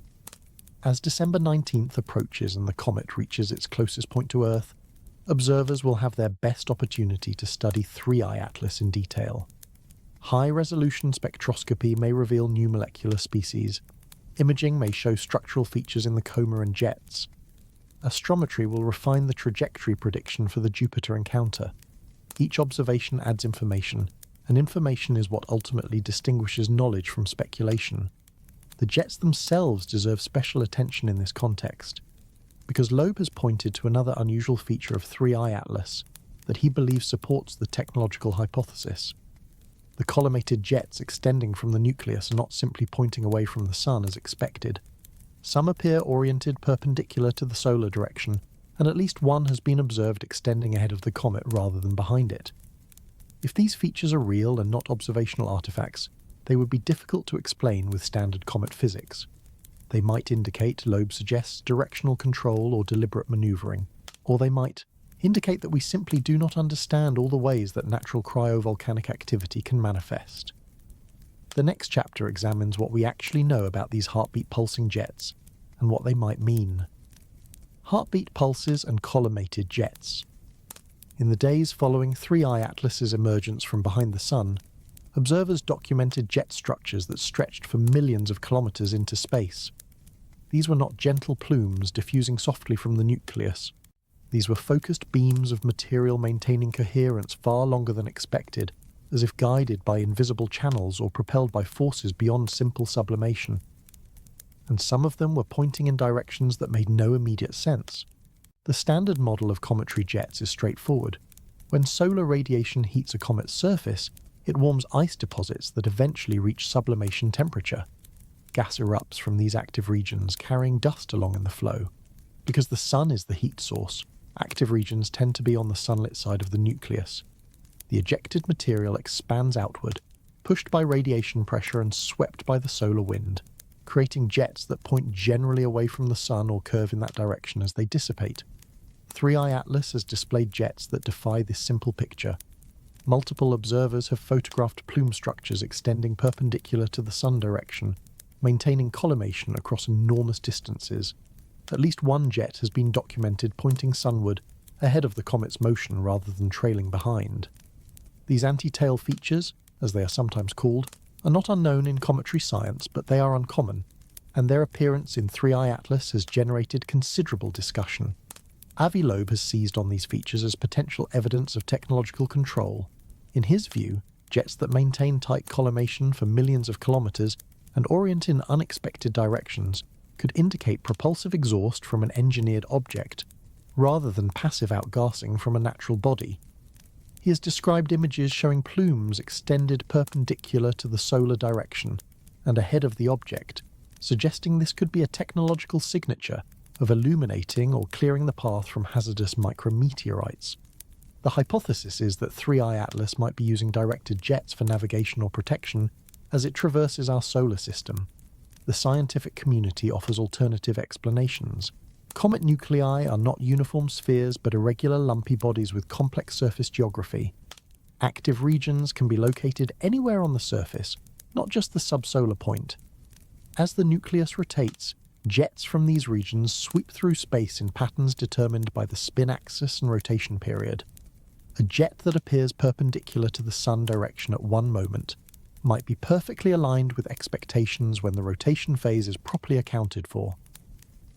The apparent sunward orientation of some features could also have geometric explanations. When a comet's tail happens to lie nearly in our line of sight, projection effects can create illusions. Material actually moving away from the Sun can appear to be moving toward it if the viewing angle is unfavourable. This is similar to how a road sign viewed from an angle can appear to point in a different direction than it actually does. Careful analysis of multiple observations from different times and angles is needed to determine the true three-dimensional geometry. Furthermore, cometry jets are not simple streams of material moving in straight lines.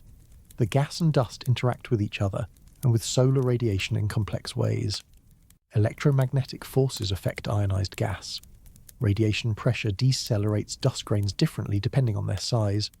The solar wind shapes the outer coma. What appears as a collimated jet in one wavelength might look diffuse in another. Interpreting jet images requires sophisticated modelling that accounts for all these factors. The heartbeat pattern that some observers have noted adds another layer of complexity.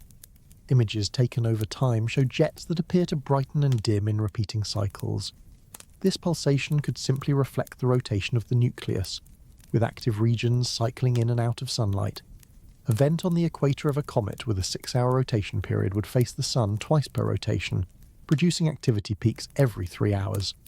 The heartbeat would be the comet's own rotation clock ticking away in the rhythm of its jets. But Loeb has described this periodic brightening as potentially something more. If the pulsations did not match a simple rotation model, if they occurred at intervals that could not be explained by geometry alone, that would warrant closer examination. He has not claimed definitive evidence of artificial pulsation control, but he has raised the possibility as something worth investigating. Determining whether the jet patterns are natural requires detailed observations and modelling. Astronomers need to measure the rotation period of the nucleus through light curve analysis. They need to map the locations of active regions through high-resolution imaging. They need to model the expected jet orientations based on spin axis, rotation phase, and active region distribution. Only when the predicted behaviour can be compared against observed behaviour will we know whether anything truly anomalous is occurring. The data gathered so far is consistent with natural explanations. The spiral jet patterns photographed by the Spanish team fit models of material ejected from a rotating source. The bright coma documented by JUICE shows the kind of activity expected from an icy body near perihelion. The dust and ion tails visible in multiple images demonstrate normal interaction between cometry outflow and the solar environment. Nothing yet observed requires invoking artificial processes. This does not mean the jets are uninteresting from a natural science perspective. Quite the opposite. 3i Atlas provides an opportunity to study how interstellar comets behave differently from local ones. The carbon dioxide-dominated composition might create jets with different expansion velocities than water-dominated jets in solar system comets. The ancient irradiated crust might produce distinctive patterns as cryovolcanic eruptions punch through at different locations. The potentially patchy internal structure might generate multiple jets from different source regions with varying compositions. Comparing these features to what we know from solar system comets will teach us about the diversity of icy bodies across the galaxy. Are all interstellar comets carbon dioxide rich, or is 3i Atlas unusual? Do they all show vigorous activity at large distances from the Sun, or is that specific to this object's composition? Are the jet patterns typical of comets formed in different stellar environments, or are they unique to wherever 3i Atlas originated? Each question connects to broader issues of planetary formation and interstellar material transport. The jets also provide a window into the comet's interior. Because different volatiles sublimate at different temperatures, the jet composition changes as solar heating penetrates deeper into the nucleus. Early in the approach, carbon dioxide with its low sublimation point dominates. As the comet warms, water ice begins contributing more significantly. By monitoring how jet composition evolves with distance from the Sun, researchers can infer the layered structure of the nucleus and the distribution of different ice species within it.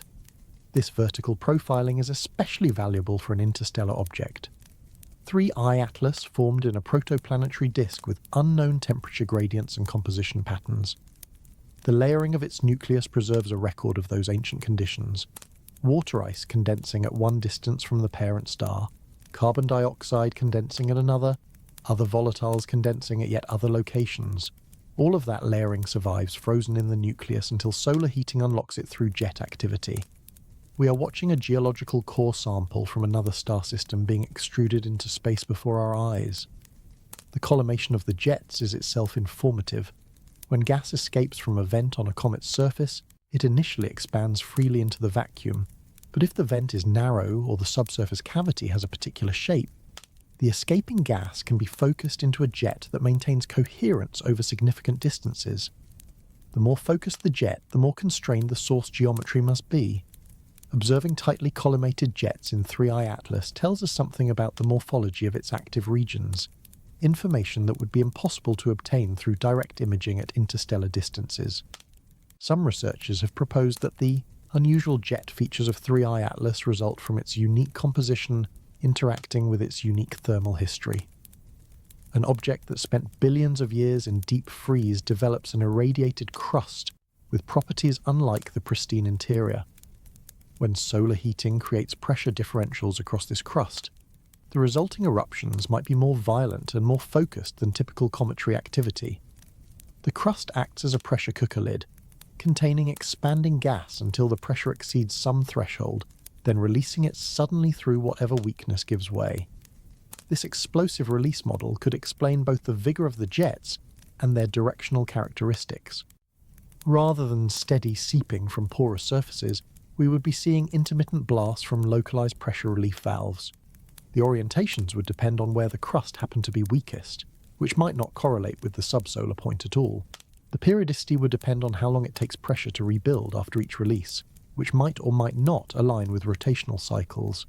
Testing this model requires observations that can resolve the jet structure over time, tracking individual features as they form, expand, and dissipate.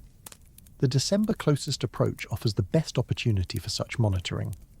High-resolution imaging from Hubble and ground-based adaptive optics systems may be able to catch jets in the act of forming, providing constraints on the eruption mechanism that no previous interstellar object has yielded. Regardless of whether the jets turn out to be natural or anomalous, they are contributing to the ongoing transformation of 3I Atlas. Every kilogram of material ejected into space is mass the comet loses forever. The nucleus is eroding as we watch, shrinking particle by particle and molecule by molecule. By the time 3I Atlas exits our solar system, it will be measurably smaller than when it arrived. The brilliant activity that makes it so visible now is also the process by which it destroys itself. This erosion raises a question about the comet's future. After leaving the solar system, 3I Atlas will coast outward through interstellar space for eons, slowly cooling as the sun's influence fades. Will it retain enough volatile material to be active again if it passes close to another star, millions or billions of years hence?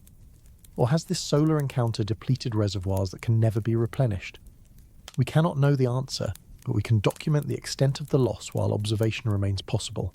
An observation will remain possible for several more months as 3I Atlas recedes into the outer solar system. But there is a deadline approaching, both in calendar time and in the comet's fading brightness. The December 19th closest approach marks a turning point.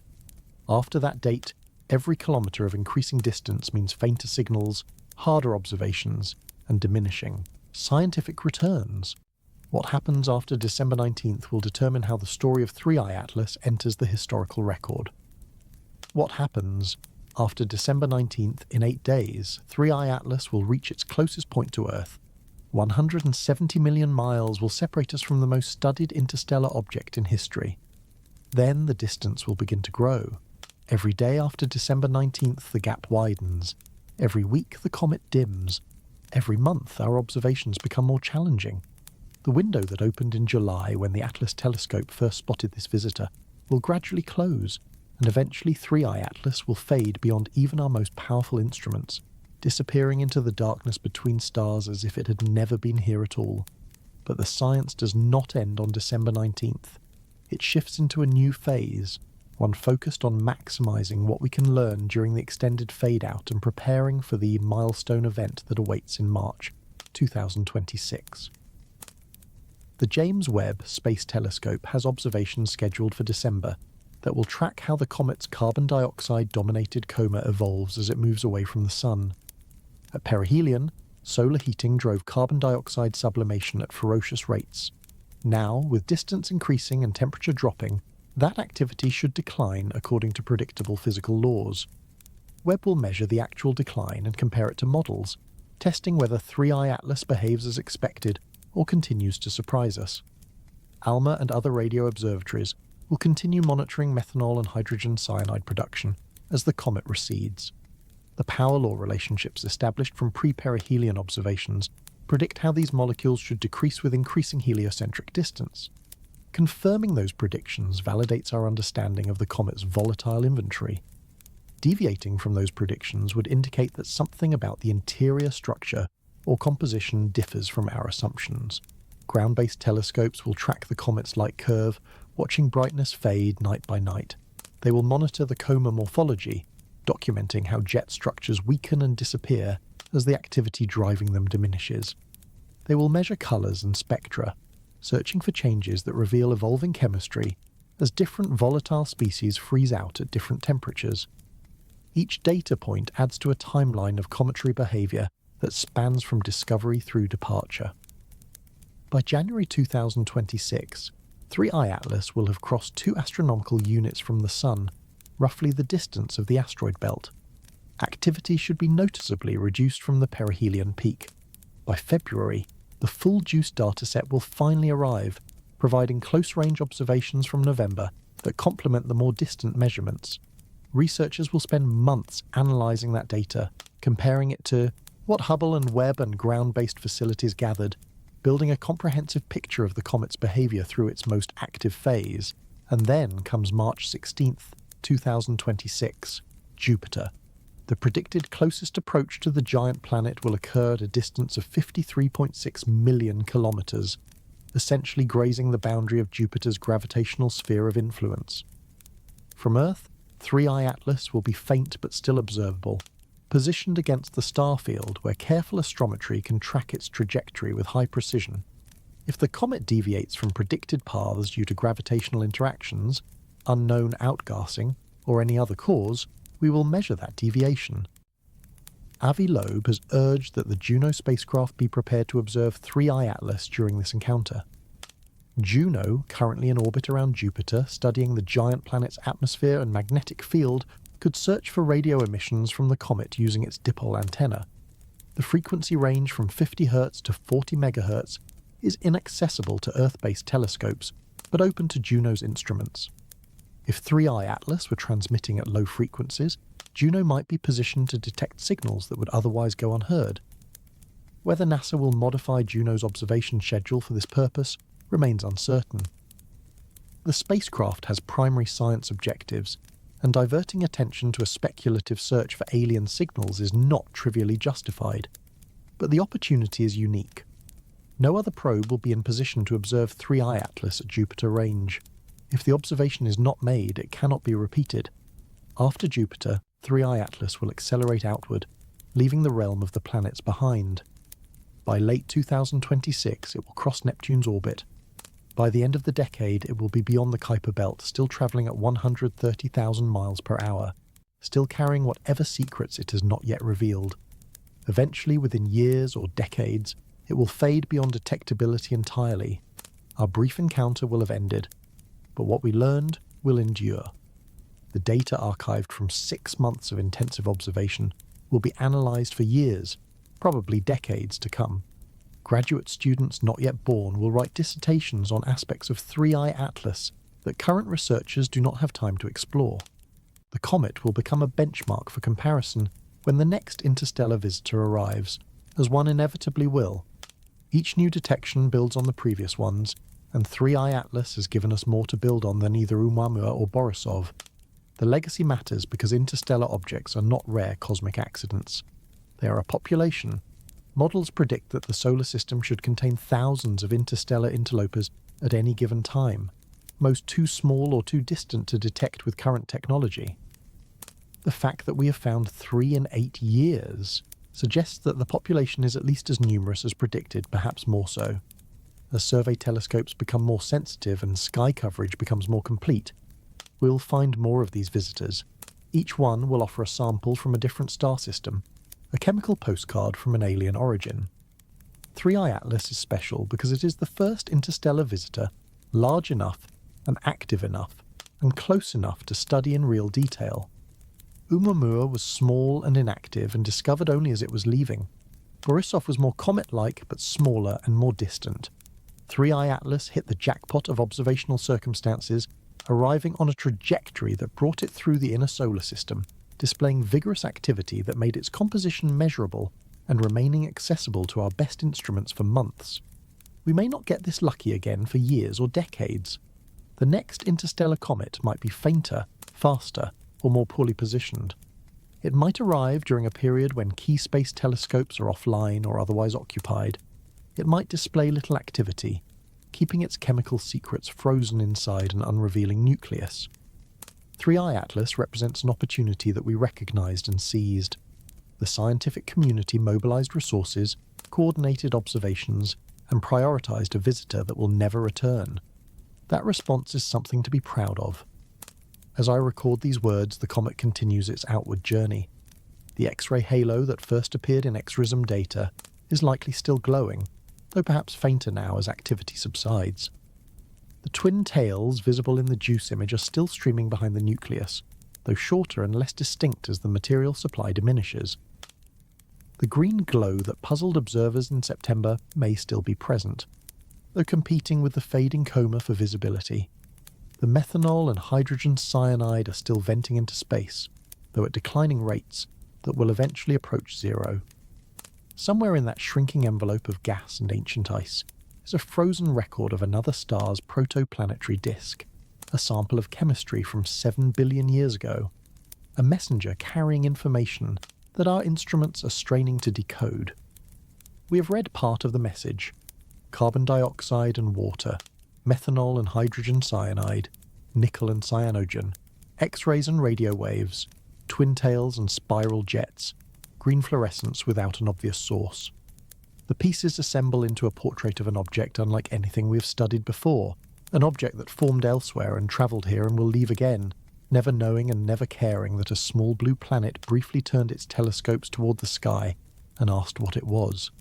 That asking is what makes us human. The curiosity that drives us to study a distant comet is the same curiosity that built every observatory and launched every spacecraft and trained every astronomer who has contributed to this effort. We look up because we cannot help looking up. We ask questions because questions are how we understand our place in the universe, and when something as extraordinary as 3I Atlas passes through our neighbourhood, we drop what we're doing and we watch, because we may never see anything like it again. Thank you for staying with me through this journey. Thank you for your curiosity and your patience and your willingness to follow the science wherever it leads. If you have enjoyed this exploration of 3I Atlas and what it means for our understanding of the cosmos, please take a moment to like this video and subscribe to the channel. Your support helps us continue bringing you these deep dives into the mysteries of space and time. As always, the information presented here reflects the best available data and scientific consensus as of the recording date. New observations may reveal additional details or require revisions to current understanding. Science is a process of continuous refinement, and what we know today is built on what we learned yesterday and will be improved by what we discover tomorrow. Now the hour grows late and the stars are calling. Somewhere out there, 3I Atlas continues its eternal journey, carrying its cargo of frozen chemistry toward destinations we cannot imagine. Sleep well, dream of distant suns and ancient comets, and know that the universe is full of wonders waiting to be discovered. Until next time, this has been your guide through the cosmos. Good night.